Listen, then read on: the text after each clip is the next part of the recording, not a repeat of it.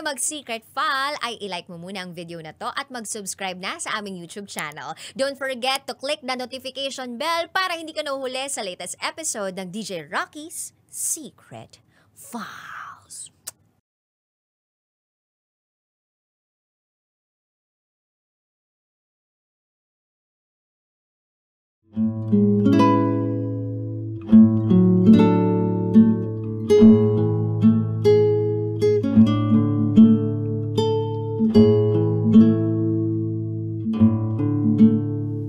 And now, it's time for DJ Rocky's Secret Files.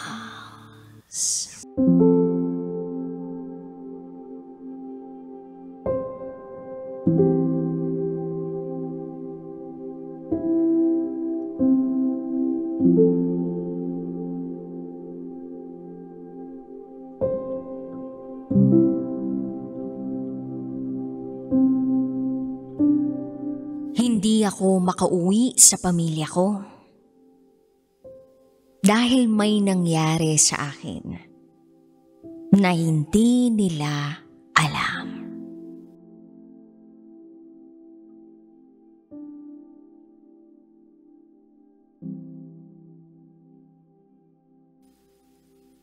Hi DJ Rocky. Itago mo ako sa pangalang China. At ito, ang aking secret file. Hindi biro ang maging isang OFW. Yang linyang yan ay madalas na nating naririnig sa mga nakaranas ng mga ibang bansa at doon magtrabaho. Yang linyang yan. Totoo yan, DJ Rocky. Totoong totoo. Isa akong domestic helper dito sa Riyadh, Saudi Arabia. Year 2002 nang dumating ako rito. Naiwan ko sa Pilipinas ang kaisa-isa kong anak na babae na noon ay 4 years old pa lamang. Ang nag-alaga sa kanya, nanay ko. Solo parent kasi ako. Hindi kasi kami nag-work out ng partner ko. At dahil na rin hindi ako tapos ng pag-aaral, napasubo akong maghanap ng trabahong kaya ko. Kagaya nito. Kaya ko naman, DJ Rocky. Kung trabaho lang ang pag-uusapan, kaya ko. Kaso, hindi lang pala trabaho ang haharapin mo kapag nag-abroad ka. Pati rin pala ugali ng iba na baka swerte o malas ang dating sa iyo. Sa akin, malas. Kaya mula noon ay hindi pa ako nakakauwi ng Pilipinas. Hindi pa ako nakakabalik sa anak ko. Sobrang daming nangyari sa buhay ko. At balang araw, sana marinig niya ang kwentong ito nang maipaliwanag ko sa kanya kung bakit ko siya naiwan ng matagal. DJ Rocky, pagdating ko sa amo ko sa Riyadh noong 2002, wala akong kaalam-alam sa mundo. Unang beses kong makaalis ng Pilipinas. Kinuha ng amo ko ang pasaporte ko. Noon wala akong cellphone, kaya nakasalalay ang buhay at kalayaan ko sa amo ko. Kaso, hindi talaga lahat maswerte. Kung ang amo mo demonyo, mapapaaga ang karanasan mo ng impyerno. DJ Rocky, isang beses akong kumakain sa isang araw. Minsan nga wala. Ako ang nagluluto ng pagkain nila, pero tira-tira na lang nila ang napupunta sa akin. Minsan nga, wala pa. Tinitiis ko yun at wala akong ibang magawa dahil iba ang ugali ng mga amo ko. Batas ang bawat salita. Ang lumabag, malalagot. Tinitiis ko ang gutom. Basta mabayaran lang nila ang sahod ko ng sapat. Madalas, maayos silang magbigay. Pero may panahon kapag sinusumpong, may kaltas. Depende daw sa nakikita nilang nagiging pagkakamali ko. Hindi ako makatanggi. Hindi ako pwedeng lumaban dahil nga hawak nila ako. Hawak nila ang passport ko. Baka kapag lumaban ako, may mangyari pang masama sa akin. Yung trabaho ko sa mga amo ko, DJ Rocky, maglinis ng bahay, magpakain ng anak nila at maglaba ng mga damit nila. Lahat yun, ginawa ko. Gigising ako ng madaling araw, maglilinis agad ng bakuran nila habang hindi pa tirik ang init. Pag may araw na, nagpapatuyo ako ng mga nilabhan kong damit. At pakakainin ko yung anak ng amo ko. Bata pa. Pero sa kanilang lahat, yun yung mabait. Kasi marunong makinig sa akin. Minsan nga hindi ko namamalayan. Sa bata ko ikinukwento yung lungkot at pangungulila na nararamdaman ko. Kaya malapit sa loob ko yung anak nila. May isang beses nagkamali ako sa trabaho. May nalaban akong damit ng amo ko na hindi ko pala dapat nilabhan dahil masisira ang tela. Diyos ko, dahil sa nangyari naranasan kong masampal ng paulit-ulit. Namaga ang mukha ko. Para nga akong nasuntok ng malaking hayop dahil hindi ko maigalaw ang pangako ng ilang araw.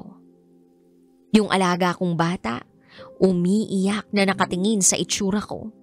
Samantalang yung mga magulang niya, patuloy lang sa pananakit. Hindi ko magawang lumaban. Hindi ko kaya. Yun ang unang beses na natikman ko ang lupit ng mga amo ko. Ang tanging konsolasyon ko na lang ay tuwing nilalapitan ako ng alaga ko.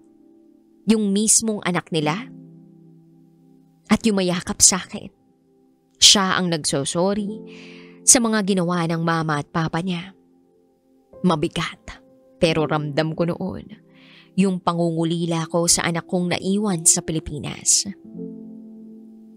Kapag yakap ko yung bata, iniisip ko na lang siya ang anak ko. Kaya hindi ko mapigilang umiyak. Yun lang ang magagawa ko. Kahit paano, hindi ako nag-iisa. Dahil yung alaga ko, para bang sa akin kumakampi. Pinagdarasal ko na lang, hindi ito habang buhay. Pero kahit pansamantala lang ang pinagdaanan ko sa kanila, napakatagal kong nasa poder nila. Sa totoo lang, maraming beses akong nagtangkang tumakas. Pero wala rin naman akong pupuntahan kasi wala akong ibang kakilala noong mga panahong yun yung mga unang taon ko sa Riyadh. At iniisip ko, hindi bali nang maghihirap ako dito sa Saudi kesa naman umuwi ako sa Pilipinas na walang kakainin ng anak ko. Wala siyang pantustos sa pag-aaral. Kailangan na lang tiisin. Naalala ko yung unang Pasko ko. Nakalabas ako at tumawag ako ng long distance sa nanay ko. Para lang makumusta siya at ang anak ko. Hindi ko makakalimutan yung iyak ng anak ko sa kabilang linya. Para akong unan na iniipit sa tindi ng sakit at pangungulila ko sa kanya. Lagi ko na lang sinasabi sa anak ko na huwag siyang pasaway sa lola niya. Na lagi ko siyang iniisip, lagi ko siyang inaalala tuwing malungkot ako. Sabi ko, hindi ko pa alam kung kailan kami magkikita uli pero sana huwag siyang magalit. Dahil kailangan kong magsakripisyo dito. Alang-alang sa kanya. DJ Rocky, unang Pasko ko, wala akong kasama. Yung alaga ko umalis kasama ang mga magulang niya. Nag-pilgrimage daw. Kaya ako ang naiwan sa bahay. Wala akong kasama. May telebisyon naman. Pero puro Arabo ang salita. Wala akong maintindihan. Para akong mababaliw sa pag-iisa. Ni hindi ako makagamit ng telepono nila. Wala akong kausap, wala akong kasamang magpasko. Wala akong kakilalang kapwa Pilipino sa lugar ng mga amo ko. Kaya halos sagad sa buto ang kalungkutan ko. Gustong gusto ko noon umuwi ng Pilipinas. Pero hindi ko naman magawa. Dahil wala akong sariling pera. At wala rin akong malalapitan. Hindi lang isang Pasko ang tiniis ko ng mag-isa, marami. Tuwing Pasko nakakulong ako sa bahay ng mga amo ko. Ayaw naman nila akong pauwiin ng Pilipinas dahil baka hindi na raw ako bumalik. Kaya tuloy para akong nakakulong na kriminal. Kapag nakakalabas ako, ugali ko ng mag-long distance sa nanay ko para kumustahin ang anak ko. Tuwing Pasko, lagi siyang humihiling ng regalo sa akin. At dahil kapos ang sahod ko sa amo ko, dumidiskarte na lang ang nanay ko na bumili ng kahit simpleng regalo para sa anak ko. Kunwari, ako ang nagbigay. Para kahit papano, maramdaman niyang hindi siya nag-iisa. Kahit sa totoo, ako ang walang kasama sa Pasko. Hindi na bale, DJ Rocky. Hindi na bale. Ayoko lang danasin ng anak ko ang naranasan ko. Taong 2010, hindi pa rin ako nakakauwi ng Pilipinas. Nagmamakaawa na ako sa mga amo ko. Napayagan na nila akong makauwi. Pero ayaw pa rin pumayag. At dahil noon, ay hindi na rin ako makatiis sa pangungulila. Gumawa ako ng isang hakbang na bumago ng husto sa buhay ko bilang isang OFW sa Saudi. Tinangka kong nakawin ang passport ko sa kwarto ng amo ko. Wala silang kamalay-malay, pero desperado na akong makaalis. Hinanap ko ang passport ko at nakuha ko yun sa attache case ng amo ko. Pagkakuha ko, nagpaalam ako sa alaga ko na may lalakarin lang ako. Gaya ng dati, magpapadala lang ng pera. Pero bago ako umalis, niyakap ko ng mahigpit ang alaga ko. Hindi na ako nagsalita. Pagkatapos ay lumabas na ako. Ganun lang kasimple. Pagkatapos ay dala ko ang bag ko na maliit na may iilang piraso ng damit. Nagpalaboy-laboy. Suot ko ang talokbong para hindi ako makilala ng kahit sino. Naglakad ako at nagpaikot-ikot hanggang sa mapadpad ako sa isang mall. Hindi ko alam kung saan ako pupunta. Hanggang sa may babaeng tumapik sa akin at nagtanong. Bakit daw wala akong kasama? Delikado raw. Sumama raw ako sa kanya. At dahil wala naman akong pupuntahan, pinili kong sumama sa kanya. Kahit hindi kami magkakilala. Dinala ako ng babaeng to sa bahay niya. Nalaman kong mayaman siya. Retired businesswoman. Dating may asawang kapwa niya Arabo. Namatay noong 2008 kaya mag-isa na lang. Walang mga anak. Kinuha niya akong katulong. At dahil maganda naman ang kalagayan ko kay Madam, gumanda rin ang pananaw ko. Bukod sa pagiging katulong, tinuruan niya rin akong magnegosyo. Sa isang textile manufacturing company na pagmamay-ari ng asawa niya. Ngayon siya na ang nagpapatakbo. Yung telang pinoproduce, tinatahi para sa damit ng mga Arabo. At siguro dahil na rin sa kabutihan na pinakita ng bago kong amo, naisip kong hindi muna umuwi sa Pilipinas. Sa katunayan, binilhan pa nga niya ako ng cellphone at ginawan ng account sa Facebook noong 2011. Natutuwa kong gumamit ng social media at agad kong nahanap ang mga kamag-anak ko. Sa kanila ako nagpapadala ng mensahe para maipadala sa anak ko. Kahit nga picture, nagagawa ko na rin magpadala. Iba pala kapag high-tech, kaya malaki ang pasasalamat ko sa bago kong amo.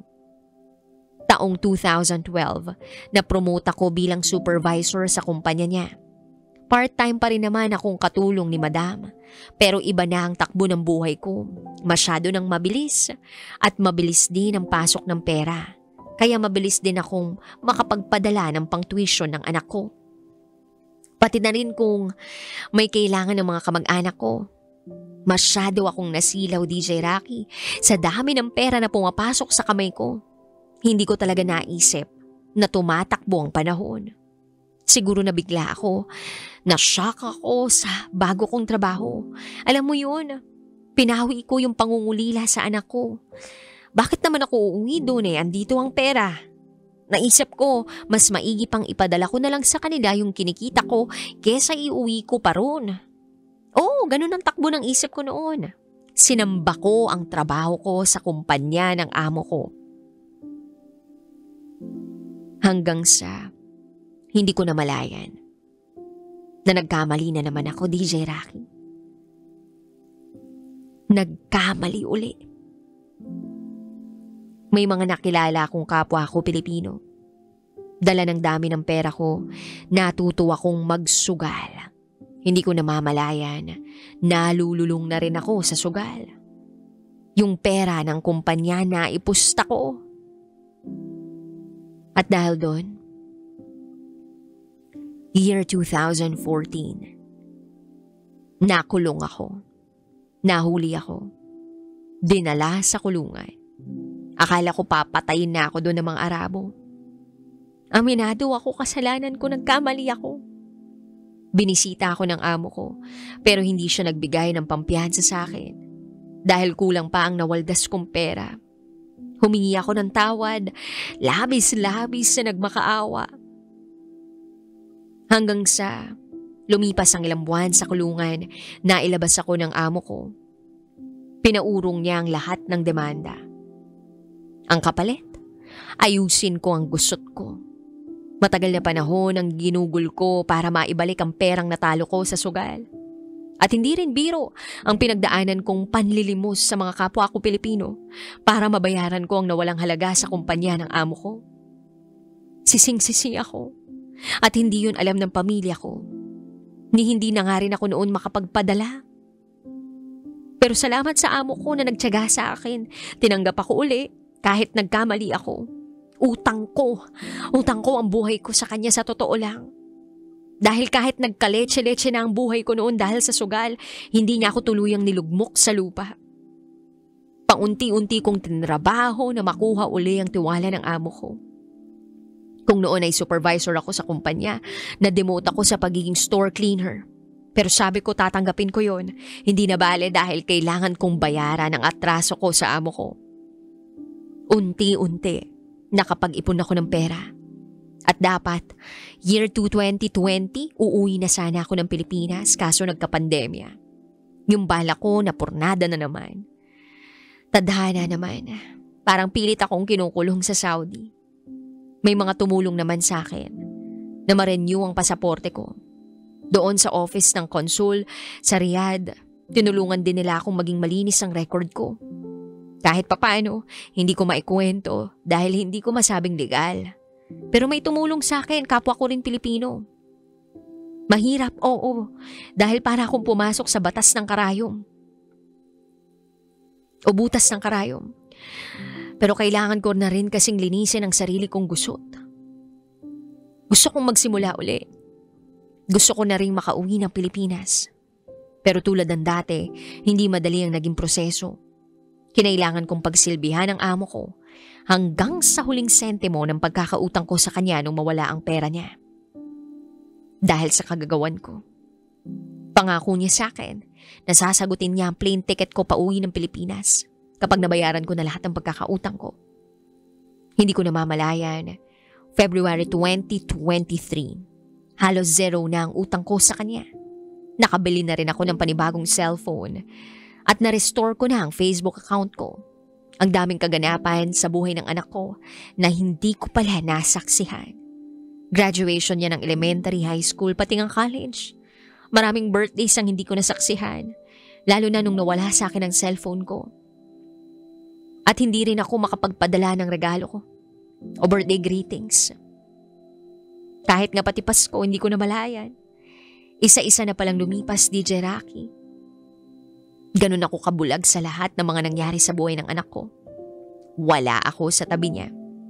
Tanging ang nanay ko ang sumalo lahat ng responsibilidad na alagaan ng anak ko. Lahat yun isinakripisyo ko dahil ayokong umuwing mahirap. Mahirap akong umalis, dapat babalik akong may kaya. Yun ang tumakbo sa isip ko. At ngayong taon, sa buwan ng Disyembre, nakatakda na akong umuwi ng Pilipinas. Nag-ipon ako ng sapat na pera para may maipambawi ako sa lahat ng panahon na hindi ko nakasama ang anak ko. Kaya ngayon, masasabi kong tapos na ang misyon ko bilang isang OFW. Ayoko na. Tumatakbo ang panahon at ngayon nakaipon na ako. Sa Pilipinas na ako magtatrabaho o magnenegosyo. Depende sa ihip ng hangin. Depende sa oportunidad, titingnan ko pa. Ang mahalaga, sa darating na Pasko, makakasama ko na ng tuluyan ang anak ko. After 22 years, DJ Rocky. Magpapasko ako sa Pilipinas sa unang pagkakataon.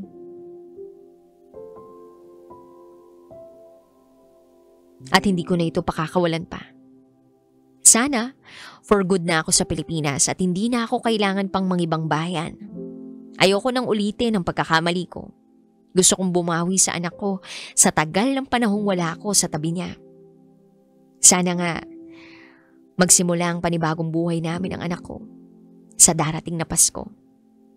Salamat kay Lord kasi hindi niya ako pinabayaan.